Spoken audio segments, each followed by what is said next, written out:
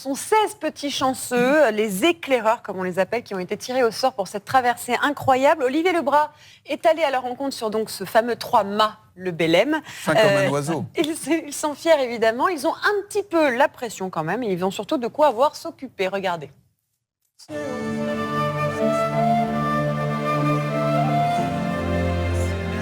Le Belém, il a eu plusieurs vies. Il a été construit en 1896 dans les chantiers du Bijon à Nantes. Il a passé 2 guerres mondiales, résisté à des catastrophes naturelles. Aujourd'hui, c'est le dernier témoin de son époque. L'idée pour cet hiver 2023-2024, c'était de le remettre en beauté pour la grande navigation qui attend le navire de Athènes à Marseille avec la flamme olympique à son bord.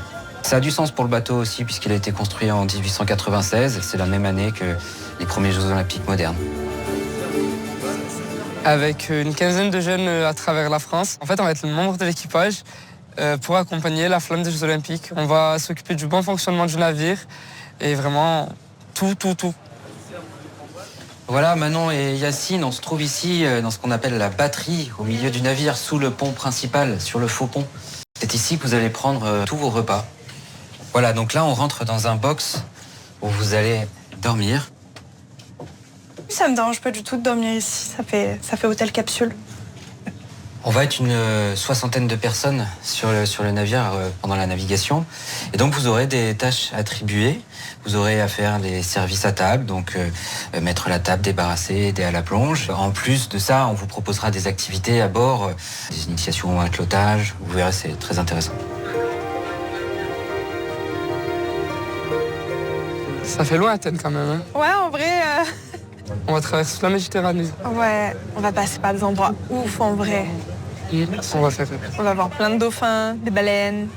Tu vas nous porter chance.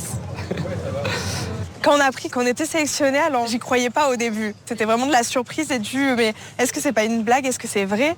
C'était un sentiment de réussite, d'avoir réussi quelque chose dans ma vie, de rendre fier des gens, et ma famille et de représenter ma ville. Comment vous appelez cette initiative? Qu'est-ce que vous en pensez? C'est un symbole de la flamme olympique qui passe sur un symbole français, c'est quand même sympa. Sympa d'avoir ce concours-là de la part d'un bateau à voile, quoi.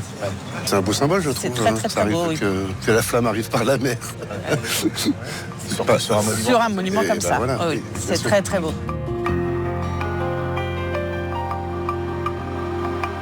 Ça fait du bien ce grand air le matin.